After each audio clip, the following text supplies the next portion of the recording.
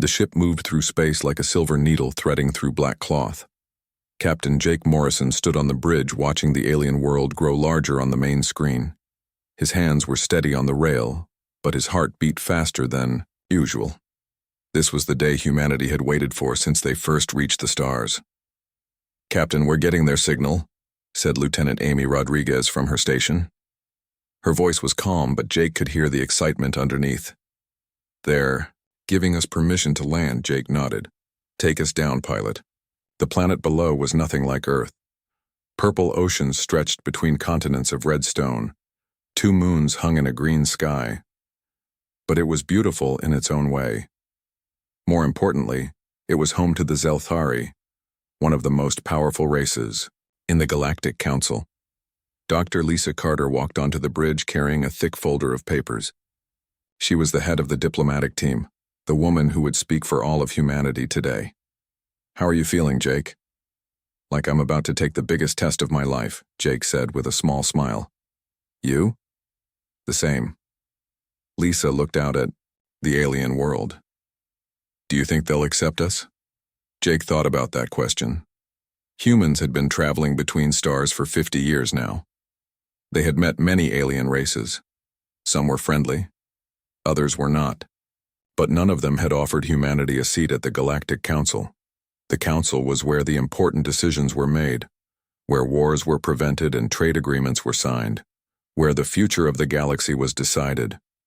"I hope so," Jake said finally. "We've come a long way to get here." The ship landed in a field of blue grass near a city that looked like it was made of giant crystals.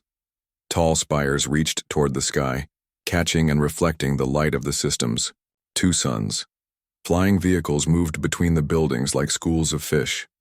Jake and Lisa walked down the ship's ramp with 12 other humans. They all wore their best uniforms and carried no weapons. The Zelthari had been very clear about that rule. A group of aliens waited for them. The Zelthari were tall, much taller than humans. They stood nearly 8 feet high with bodies that looked like they were carved from living crystal. Their skin was hard and shiny, changing colors as they moved. Their faces were long and narrow, with large eyes that glowed with inner light. The leader of the Zelthari group stepped forward. His crystal skin was deep blue with veins of silver running through it. When he spoke, his voice sounded like wind chimes in a storm. "I am Ambassador Krathvel. I speak for the Zelthari in this matter." His large eyes studied the humans carefully. "You are smaller than I expected." "We may be small, but we're here," Lisa said with a diplomatic smile. "We're honored by this opportunity to meet with you." Krathvel made a sound that might have been laughter. "We shall see if honor is the right word. Follow me." The Zelthari led them through the Crystal City. The buildings were even more amazing. Up close. Each one seemed to be grown rather than built, with smooth curves and surfaces that sparkled in the sunlight. Zelthari citizens stopped to stare at the humans as they passed. Some looked curious. Others looked less friendly. They arrived at a huge building in the center of the city. It was shaped like a pyramid but made entirely of clear crystal. Inside, the walls were covered with symbols that seemed to move and change as Jake watched them. "This is the Hall of Judgment," Krathvel explained as they walked through long corridors. "Here we decide if new races are worthy to join the galactic community." The corridor opened into a vast room with a high ceiling. Hundreds of Zelthari sat in rows of seats that rose up like steps around a central floor. At the far end, 5 Zelthari sat on thrones made of different colored crystals. These were clearly the leaders. "Stand there." Krathvel pointed to a spot in the center of the floor. The humans formed a line, with Jake and Lisa at the front. One of the leaders on the throne stood up. This Zelthari was even taller than the others, with skin like polished gold. "I am High Judge Velthara. We have studied your species from afar, humans. You are young. You have been in space for only a few decades. Most races wait centuries before seeking council membership. We believe—" "We're ready," Lisa said. Her voice carried clearly through the huge room. "Humanity has much to offer the galactic community." "Perhaps," said another judge, this one with silver skin. "But readiness is not just about what you can offer. It is about what you can endure. The galaxy is not a safe place. Council races must be strong enough to survive in a dangerous universe. Jake felt a chill run down his spine. He didn't like where this was going. Krathvel stepped forward, holding a long staff made of black crystal. Your species looks fragile, your bones are hollow, your skin is soft. How do we know you won't break at the first sign of real trouble? We're tougher than we look, Jake said. He kept his voice steady even though his heart was racing. Are you? Krathvel raised the staff above his head. This is a ceremonial weapon of my people. It has been used for thousands of years to test the strength of potential allies. Many species have faced this test. Some passed. Some did not. The room fell silent. Jake could hear his own breathing. Beside him, Lisa tensed.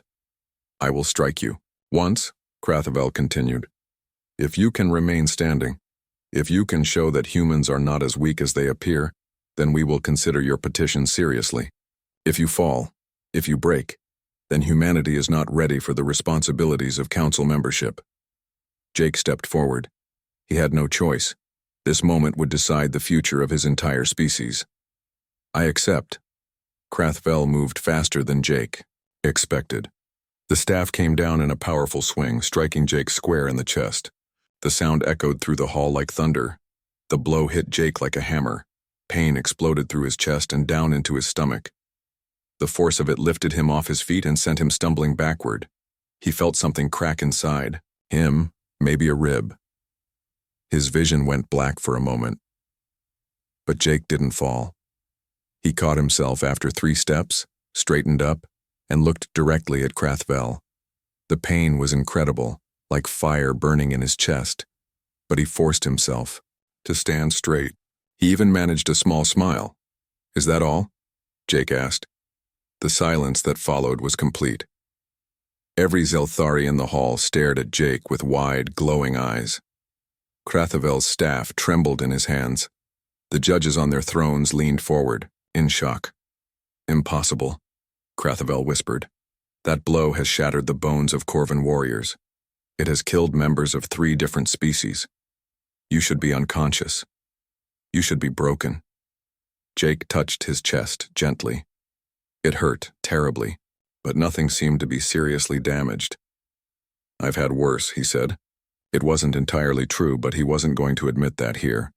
High Judge Velthara stood up from her throne. Her golden skin was brighter now, pulsing with light. In 3,000 years of testing, no being has ever remained standing after a full strike from Krathvel. Most do not survive it. Humans are different, Lisa said, stepping up beside Jake. Her voice was proud. We don't break easily. The hall erupted in noise as hundreds of Zelthari began talking at once. Their voices sounded like crystal wind chimes in a hurricane.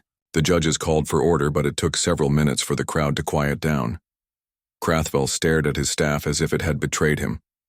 Then he looked at Jake with something that might have been respect. Perhaps we have underestimated your species. Jake nodded, still fighting the pain in his chest. Perhaps you have. The test was over, but Jake knew this was just the beginning. Word of what happened here would spread across the galaxy. For better or worse, humanity had just announced to the universe that they were not as fragile as they appeared. The question now was what the galaxy would do with that information. The recording spread across the galaxy faster than light itself. Within hours of the ceremony on the Zelthari homeworld, every major news network from the core worlds to the outer rim was broadcasting the same footage. A human male standing calmly, after taking a blow that should have killed him. Dr. Alan Brooks sat in his small laboratory aboard the UES Harmony, watching the same video for the 20th time. As humanity's chief scientist on the mission, he had been flooded with messages from alien researchers across the galaxy. His communication panel blinked with hundreds of unread requests. Dr. Brooks, came a voice from the ship's intercom. It was Captain Morrison, though his voice sounded tired. Can you come to the bridge? We have another call coming in. Alan saved his work and walked through the ship's corridors. The Harmony was not a large vessel, built for diplomacy rather than war. Most of the crew were diplomats, scientists, and support staff. Only 28 humans total, representing their entire species to the galaxy. On the bridge, Jake stood looking at the main screen. His chest was wrapped in bandages under his uniform, but he moved normally. The ship's doctor had been amazed to find only bruised ribs and muscle damage. Nothing broken, nothing that wouldn't heal in a few weeks. "What's the call about?" Alan asked. "See for yourself," Jake said, pressing a button. The screen filled with the image of an alien unlike any Alan had seen before. It looked like a giant jellyfish floating in water, with long tendrils that moved like arms. When it spoke, the words came through a translation device. "Greetings, humans. I am Research Prime Aquanus of the Depth Swimmers. We have seen the recordings of your durability. We wish to know more about your species biology." Jake looked at Alan. "This is Dr. Brooks, our chief scientist. He can answer your questions." Dr. Brooks, the jellyfish alien, continued. "Our medical experts have analyzed the footage. The force of that impact should have crushed your internal organs, yet your captain shows no signs of serious injury. How is this possible?" Alan had been asking himself the same question. "We're still studying that ourselves. Humans evolved on a world with strong gravity and many predators. Perhaps that made us tougher than most species. Most interesting. Would you be willing to share biological data? We offer a trade of information. Our medical knowledge for yours." After the call ended, Jake sat down heavily in his captain's chair. "That's the 15th request today. Scientists, military leaders, government officials, everyone wants to know how humans work." "That's not necessarily bad," Lisa said, entering the bridge with a tablet full of reports. "But some of the attention is concerning. I've been monitoring galactic news feeds. The reactions are mixed." She activated the main screen and showed them news reports from across the galaxy. The first was from a peaceful species called the Etherians. They looked like tall, thin plants with glowing flowers for heads. "The admission of this new species could upset the balance of power in the Council," said an Etherian news anchor. "If humans are as durable as they appear, they might be too aggressive for peaceful cooperation." The next report came from a military-focused species. These aliens looked like walking armored vehicles with multiple arms and weapon attachments. "The Corvan Empire sees great potential in an alliance with humanity," announced their reporter. "Any species that can withstand Zelthari combat techniques would make valuable soldiers in our campaigns." Jake turned off the screen. "Great. Half the galaxy thinks we're too dangerous, and the other half wants to hire us as mercenaries." Over the following days, the situation became more complex. The Harmony received requests to visit dozens of worlds. Some were scientific missions, offering to study human biology in exchange for advanced medical knowledge. Others were clearly military, wanting to test human endurance against their own weapons and warriors. Alan spent most of his time in meetings with alien scientists through video calls. A reptilian species called the Scalari wanted to understand human bone density. The machine-like synthetics were curious about human pain tolerance. The gaseous nebula folk couldn't comprehend how solid beings could be so resilient. The most interesting theory comes from Dr. Zephyr of the Academic Collective. Alan explained to Jake and Lisa during one of their evening briefings. She believes humans developed differently because Earth was unusually dangerous. Most species evolved on worlds where they became the dominant predator early in their development. Humans spent millions of years being hunted. "So we're tough, because we had to be," Jake said. "Exactly. We developed strong bones, efficient muscles, and high pain tolerance because the weak ones died. Most alien species never faced that kind of pressure." Lisa looked through her reports. "The political situation is getting complicated. 3 major trading alliances have offered us membership if we join the Council, but 2 others have voted to oppose our admission." The next morning brought a message that changed everything. High Judge Velthara of the Zelthari appeared on their screen, her golden crystal skin reflecting the lights of her chamber. "Captain Morrison, your species has created quite a disturbance in galactic politics. Some council members are reconsidering your application." "Because I didn't fall down?" Jake asked. "Because you represent an unknown factor. For thousands of years, the Council has maintained balance through careful admission of new species. We know the strengths and weaknesses of every member race. But humans appear to have capabilities we did not expect. Jake felt his stomach tighten. Are you withdrawing our invitation? Not yet. But the Council has decided that one demonstration is not enough. If humanity truly wishes to join us, you must prove that your durability is not just physical. You must show that humans can handle the responsibilities that come with Council membership. What kind of responsibilities? Council races are expected to help maintain galactic peace. Sometimes this requires difficult sacrifices. Sometimes it means facing dangers that would destroy weaker species. We need to know if humans are ready for such challenges. After the call ended, the three humans sat in silence. Finally, Lisa spoke. They're going to test us again, aren't they? Probably, Jake said. The question is what kind of test? They didn't have to wait long for an answer. That afternoon, Ambassador Krathvel contacted them directly. The Zelthari diplomat appeared calmer than during their first meeting, but Jake could see something like excitement in his large, glowing eyes. Captain Morrison, the Galactic Council has reached a decision about humanity's application. You will be given the opportunity to prove your worthiness through the trials of ascension. What are these trials? Lisa asked. They are tests that have been used for over 2,000 years to evaluate potential council members. Physical challenges, mental puzzles, moral dilemmas. Each trial is designed to push a species to their limits. Many races have attempted the trials. Not all have succeeded. Jake leaned forward. What happens if we fail?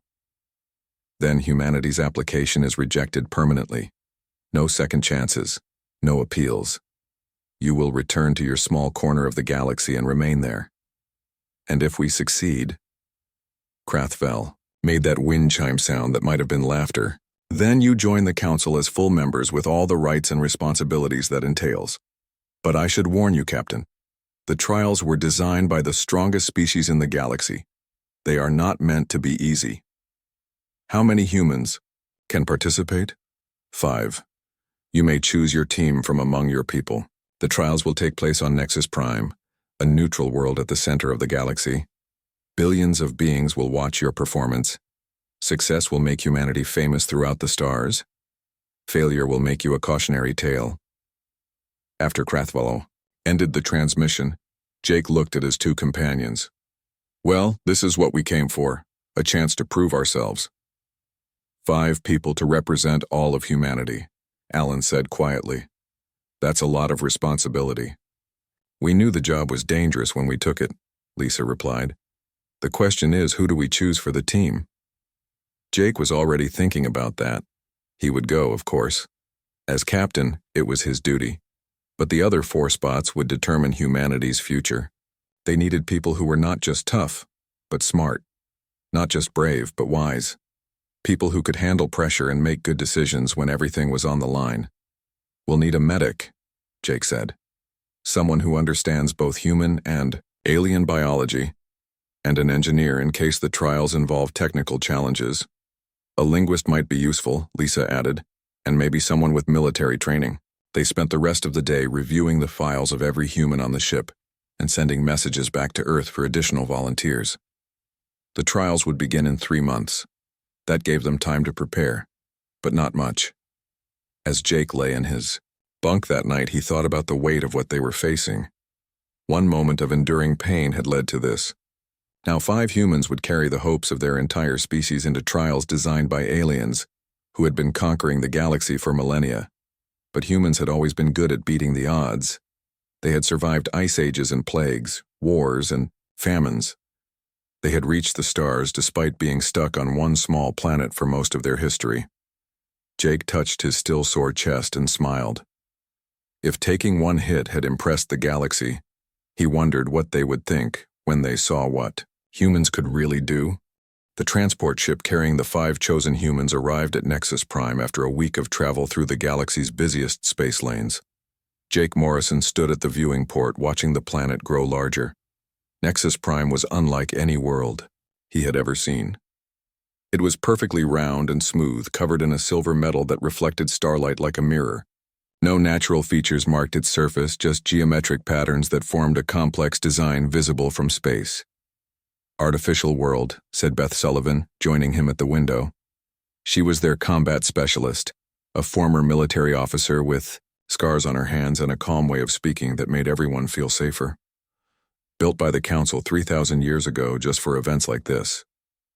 Behind them, the other 3 members of their team were checking their equipment one final time. Kyle Peterson was their engineer, a thin man with quick hands and a mind that could solve almost any technical problem. Amy Rodriguez was their medic, the same woman who had served as communications officer on the Harmony. Steve Hamilton was their linguist, able to speak 12 alien languages and understand the cultural meanings behind words. "Remember the rules," Jake said to his team. "We face each trial together, but we can only help each other in ways the trial allows. Some challenges might require us to work alone. And the whole galaxy will be watching," Steve added, though he didn't sound nervous about it. No pressure at all. Their ship docked at a port that extended from the planet's surface like a metal flower. As they walked down the boarding ramp, Jake was surprised by the number of beings waiting for them. The dock was filled with aliens from dozens of different species, all holding recording devices and trying to get closer to the humans. A tall figure approached them through the crowd. It was Ambassador Krathvel, but he looked different here. His crystal skin was brighter, more colorful, and he wore ceremonial robes that sparkled with embedded gems. "Welcome to Nexus Prime, humans. I will be your guide during the trials." He gestured for them to follow him. "The testing ground is prepared. Are you ready to begin?" "As ready as we can be," Jake replied. They walked through corridors that seemed to be carved from a single piece of metal. The walls were covered with symbols from hundreds of different alien cultures, creating a mosaic of galactic history. Other beings watched them pass, some with curiosity, others with expressions Jake couldn't read. "Tell us about the trials," Beth said as they walked. "What should we expect?" "There are 5 trials total, 1 for each member of your team. But all 5 of you will participate in each trial. The challenges test different aspects of worthiness: physical endurance, mental flexibility, moral judgment, technical skill, and team cooperation." They entered a vast circular chamber with a domed ceiling that showed the stars above. The floor was divided into 5 sections, each one different from the others. One area was filled with what looked like exercise equipment, made from alien metals. Another contained complex machinery with blinking lights and moving parts. A third section had a pool of glowing liquid. The fourth area was empty except for a single chair. The fifth section contained a maze of transparent walls. High above them, viewing galleries stretched around the dome. Jake could see thousands of aliens taking their seats, while floating cameras moved through the air to record everything from different angles. "The first trial begins now," announced a voice that seemed to come from everywhere at once.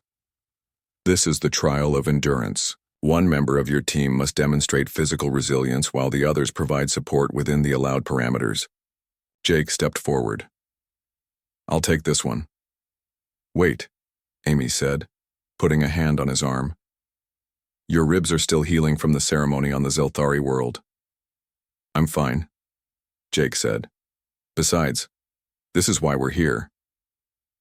The floor beneath the exercise area began to glow. Machines rose from hidden compartments, each one clearly designed to test the limits of whoever used them. Jake could see weights that looked impossibly heavy, devices that seemed designed to twist and bend a body in uncomfortable ways, and platforms that moved and shifted constantly. "The trial will last 1 hour," the voice explained. "The subject must complete increasingly difficult physical challenges while maintaining consciousness and mobility. Team members may provide encouragement and basic medical assistance, but cannot physically help with the challenges themselves." Jake walked to the center of the exercise area. The first machine was simple enough, a weightlifting device similar to those on Earth but adjusted for alien physiology. The weight felt heavy, but manageable. As he completed the first set of exercises, the machine adjusted itself to make the next set harder.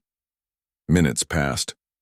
Jake moved from machine to machine, each one pushing his body further than the last. His Teammates called out encouragement and advice. Amy monitored his vital signs with a handheld scanner, making sure he wasn't pushing too hard. Heart rate elevated but stable, she reported. Blood pressure within acceptable range. You're doing great, Jake. The watching aliens grew quieter as the trial continued. Jake could hear whispers in languages he didn't understand, but the tone was clear enough. They were surprised by how well he was performing. By the 30-minute mark, Jake was sweating heavily and his muscles ached, but he was far from his limits. The machine seemed confused by his performance, adjusting themselves to higher and higher difficulty levels. What should have been a grueling test for most species was challenging, but manageable for a human who had grown up on a high-gravity world. Remarkable, Jake heard someone say in accented but understandable English. He glanced up at the viewing galleries and saw Dr. Zara Voss, an Nexari scientist he recognized from video calls. She was speaking to a group of other researchers. His muscle efficiency is far beyond our calculations. The final challenge was a platform that tilted and spun, while Jake had to maintain his balance and complete complex movements. Most species would have been exhausted by this point, but Jake's training on Earth had prepared him for worse. He finished the trial with 10 minutes to spare, barely breathing hard. The chamber fell silent. Then slowly, a sound began to build from the galleries. It wasn't quite applause, more like a rumble of amazement from hundreds of different species, all expressing surprise in their own ways. Trial 1 completed successfully, announced the voice. Prepare for the trial of adaptation. This time, Kyle stepped forward. The machinery section of the floor began to reconfigure itself, creating a complex puzzle of interconnected devices that hummed with energy. The subject must repair and operate alien technology using only basic tools and observation. Time limit, 45 minutes. Team members may offer suggestions but cannot touch the equipment. Kyle studied the machinery for a few moments, then picked up a set of tools that looked nothing like anything from Earth. The devices before him were clearly from different alien cultures, each with its own design philosophy and operating principles. Talk to us, Kyle, Steve said. What do you see? 3 different technological approaches, Kyle replied, already starting to work. This section uses crystalline computing, similar to what we saw on the Zelthari world. This part appears to be quantum-based, maybe Nexari design. And this... He paused, examining a section covered in organic-looking tubes. This is biological technology, living machines. Jake watched his teammate work with growing admiration. Kyle's hands moved confidently as he connected components, adjusted settings, and slowly brought the complex system online. His background, as an engineer on Earth, had taught him to work with limited information and make educated guesses about how things should function. The organic section is fighting the quantum processors, Kyle muttered. They operate on different timescales. Need to create a buffer system. With 20 minutes left, Kyle had successfully integrated 2 of the 3 technological systems. The biological component remained stubbornly separate, its living circuits rejecting connection with the artificial ones. Try thinking of it as a medical problem instead of an engineering one, Amy suggested. What if those organic tubes need to be treated like blood vessels instead of wires? Kyle nodded and changed his approach. Instead of forcing connections, he began to coax the biological system into accepting the other technologies, treating it like a living organism that needed to be convinced rather than programmed. With 3 minutes to spare, the entire system came online. Lights flashed in sequence. Energy flowed through all the connections, and a holographic display showed a complex mathematical equation solving itself. The alien observers made their sounds of amazement again, but Jake noticed that some of them looked worried now. 2 trials completed easily, when most species struggled to finish even one. Trial 2 completed successfully, the voice announced. Prepare for the trial of wisdom. The chair in the 4th section began to glow with a soft light. Amy walked toward it without hesitation. As their medic, she was used to making difficult decisions under pressure. The subject will experience a series of moral dilemmas through mental projection. Each decision will have consequences that affect simulated lives. Choose wisely, as your choices reflect the character of your entire species. Amy sat in the chair and immediately went rigid as the projection began. Steve emerged from the linguistic maze after solving the final puzzle in record time. The transparent walls shifted back into their original positions as he rejoined his teammates. All around the chamber, alien observers buzzed with excitement and concern. 4 trials completed, each one finished faster and more efficiently than anyone had expected. Jake looked up at the viewing galleries and saw familiar faces among the crowd. Dr. Zara Voss was frantically taking notes while speaking into a recording device. Ambassador Krathavel stood with a group of Zelthari officials, their crystal skin flickering with rapid color changes that Jake had learned meant they were agitated or confused. "The 5th and final trial will now begin," announced the voice from above. "This is the trial of unity. All 5 team members must participate equally. You will face your greatest fears while protecting something precious to you.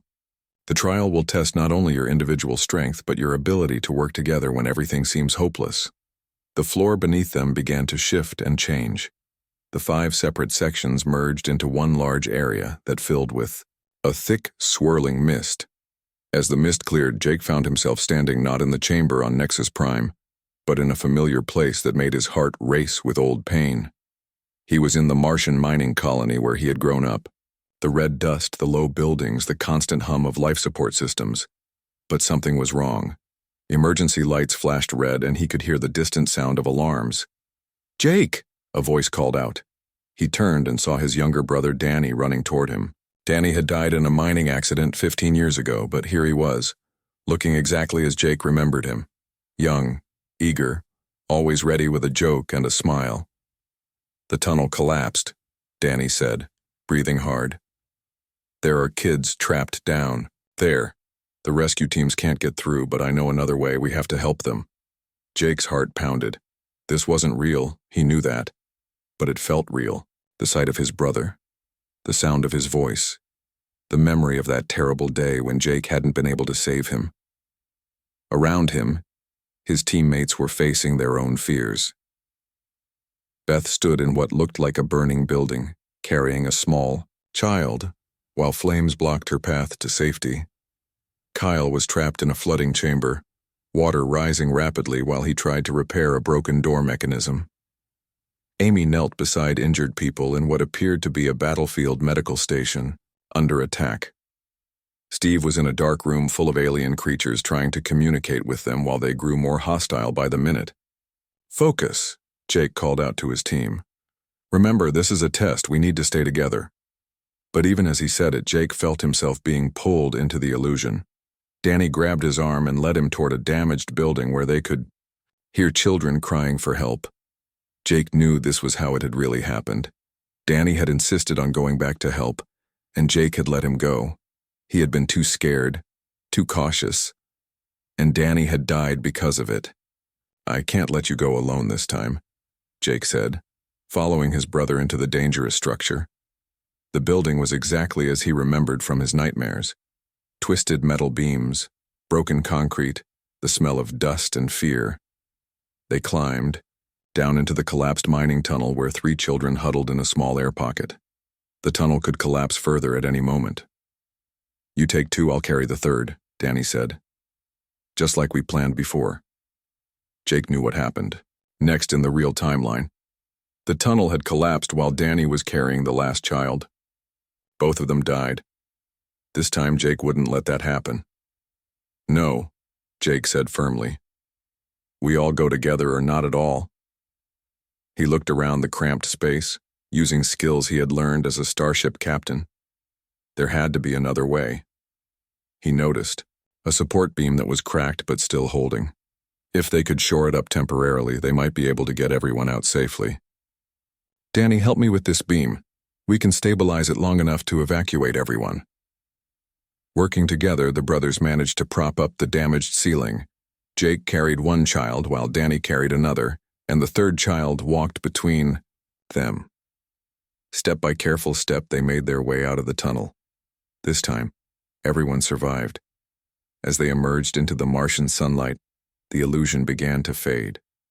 Jake found himself back in the chamber on Nexus Prime, but he could still see his brother smile, still feel the warmth of saving those children together. Around him, his teammates were completing their own trials.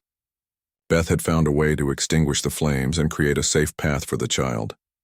Kyle had fixed the flooding chamber and escaped with everyone inside. Amy had successfully treated all the wounded while coordinating their evacuation. Steve had learned to communicate with the hostile aliens and convince them to help instead of harm. But the trial wasn't over. As the individual illusions faded, a new challenge appeared. The chamber filled with what looked like a battlefield.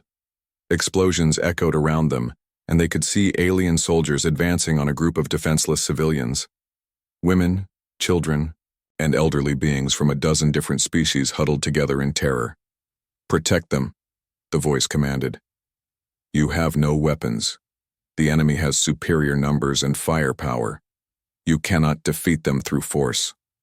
Find another way." Jake looked at his team.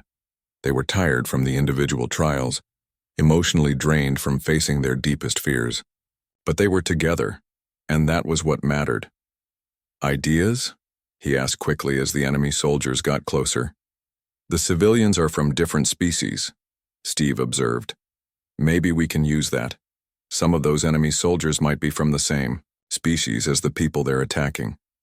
"I can treat any wounded," Amy added. "Both sides if necessary." "The terrain," Kyle said, studying the battlefield. "If I can sabotage their equipment, level the playing field."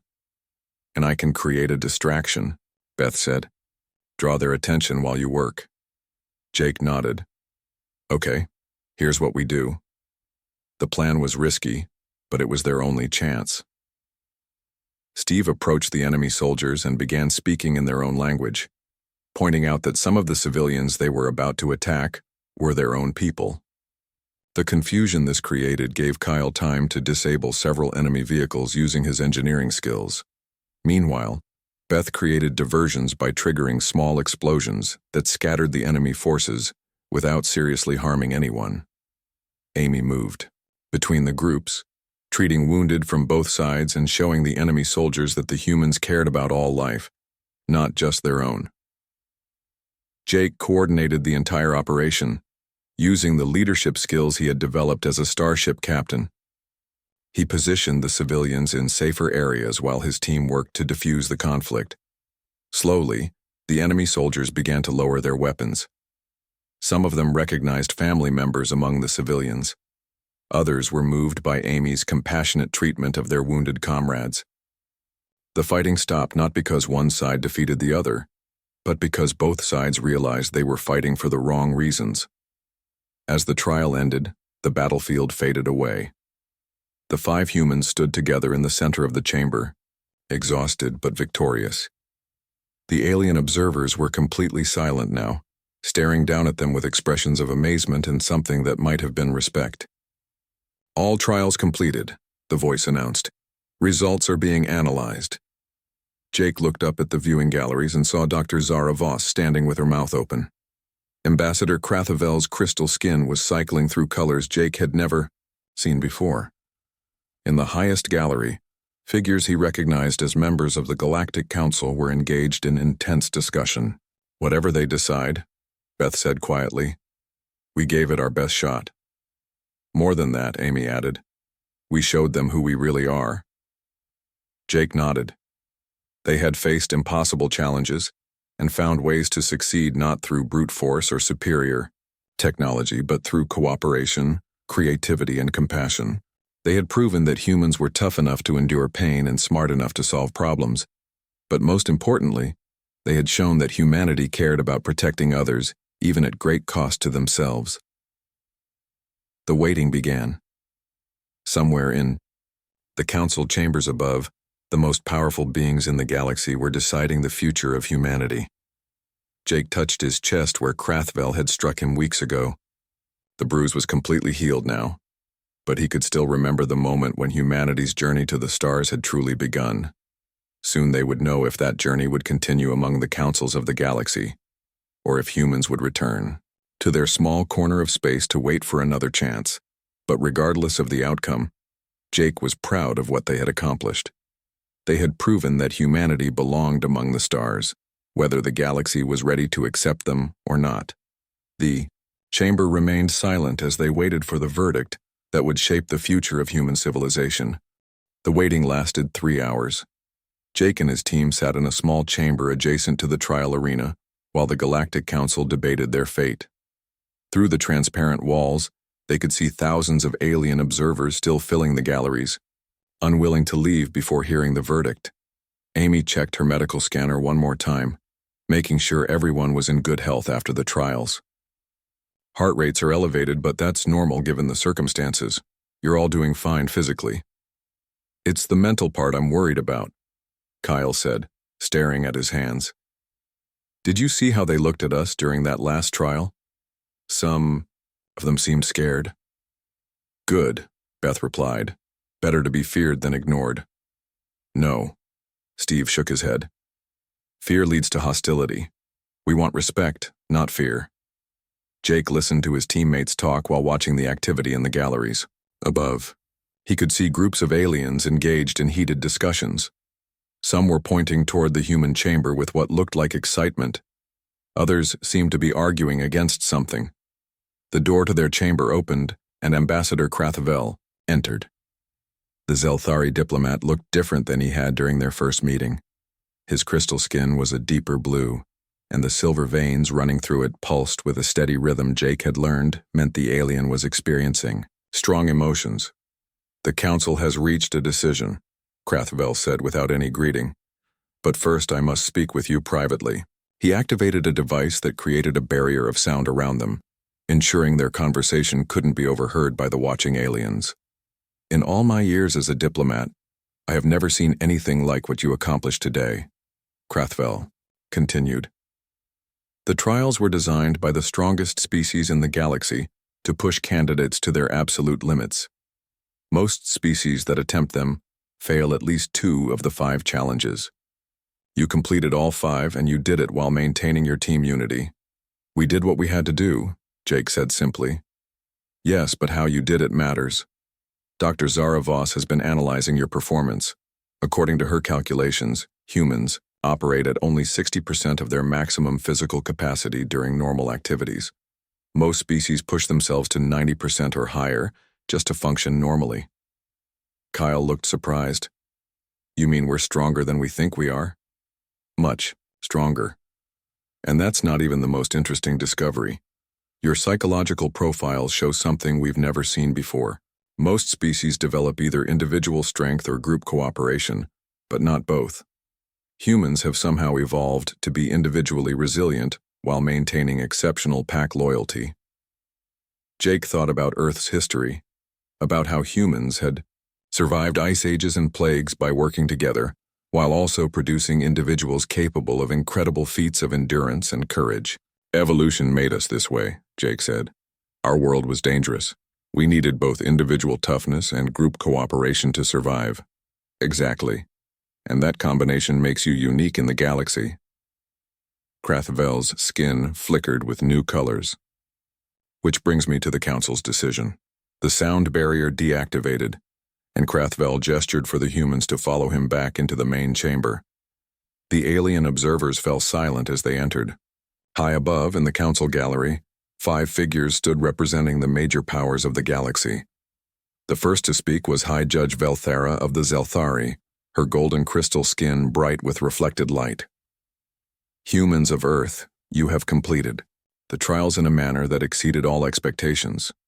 Your performance has forced us to reconsider many of our assumptions about species development and galactic balance. Elder Thymos of the Etherian Collective spoke next. His plant-like form swayed gently as he talked, and his flower head glowed with soft colors. When we first learned of your species, many of us feared you were too aggressive for peaceful cooperation. Today you have proven that strength and compassion can exist together. A mechanical voice came from General Vextar of the Corvan Empire. Your tactical innovations during the final trial were impressive. You found ways to win without destroying your enemies. Such thinking is rare in the galaxy. Dr. Quantum of the Academic Collective projected her image as a shimmering hologram of pure energy. The scientific data we have gathered about your species will revolutionize our understanding of evolutionary biology. You represent a completely new category of sapient development. Finally, ancient deep current of the abyssal collective spoke through a translation device, his jellyfish-like form floating in a tank of glowing liquid. Your medic's treatment of wounded enemies during the final trial showed a level of universal compassion that few species achieve. This speaks well of your species' moral development. High Judge Velthara stepped forward. The Galactic Council has voted, by a margin of 307 votes in favor to 93 against, humanity is hereby granted full membership in the Galactic Council. The chamber erupted in sound. Thousands of aliens made their various expressions of approval, creating a symphony of clicks, whistles, humming, and other noises that somehow combined into something like celebration. But Velthara wasn't finished. However, your membership comes with a special designation that has never been granted before. Due to your unique combination of individual resilience and collective loyalty, humanity is designated as a protector species. Jake felt his heart skip a beat. What does that mean? It means that humanity will serve as guardians for species that need protection. When conflicts arise that threaten weaker civilizations, when natural disasters strike worlds that cannot help themselves, when exploration missions require beings capable of surviving in hostile environments, the Council will call upon humans to help, Elder Thymos added. This is both an honor and a responsibility. Protector species have special privileges within the Council, but they also bear greater burdens. You will be expected to risk yourselves for others. Jake looked at his teammates. Beth was smiling. Amy looked proud but determined. Kyle seemed excited by the challenge. Steve was already thinking about the implications, Jake could tell. We accept, Jake said without hesitation. It's what we came here to do. Then step forward, Captain Morrison, and receive the symbols of your new role. Jake walked to the center of the chamber. High Judge Velthara descended from the council gallery carrying a crystal pendant that seemed to contain a piece of starlight. She placed it around Jake's neck with a gesture of respect. You are now Ambassador Morrison, humanity's first representative to the Galactic Council. Your companions will form the founding members of the Human Auxiliary Corps, dedicated to helping those who cannot help themselves. As the ceremony concluded, Jake thought about the journey that had brought them here. It had started with a single moment, a blow that should have broken him but hadn't. That moment had led to this, humanity taking its place not as conquerors of the galaxy, but as its protectors. Dr. Zara Voss approached them after the official ceremonies ended. Ambassador Morrison, I hope you understand what you've accomplished today. You haven't just gained membership in the Council, you've changed how we think about what's possible. How so? Jake asked. Every species we've encountered had to choose. Between individual strength and group cooperation, we thought it was impossible to have both. You've proven us wrong, and if our assumptions about that were incorrect, what other assumptions might be wrong as well? Jake smiled. I guess we'll all find out together. Later that night, as their ship prepared to leave Nexus Prime, Jake stood on the bridge looking out at the stars. Amy joined him carrying a message tablet. Orders from the Council, she said. Our first mission as protector species. What is it? Rescue mission. A colony ship full of refugees has broken down in the neutral zone. The area is too dangerous for normal rescue ships, but they think we might be able to handle it. Jake nodded. How many people need help? 12,000 beings from 6 different species, including children. Then we'd better get moving. Jake touched the crystal pendant around his neck. It was warm against his chest, right over the spot, where Krathavel had struck him months ago, the blow that had started everything. He activated the ship's communication system. All hands, this is Ambassador Morrison. We've got work to do. As the ship turned toward the neutral zone, Jake thought about the motto the Council had adopted for humanity that day. He had suggested it himself, thinking about what made humans special in a galaxy full of wonders. We endure so others may thrive. It was a good motto for a species that had survived ice ages and reached the stars.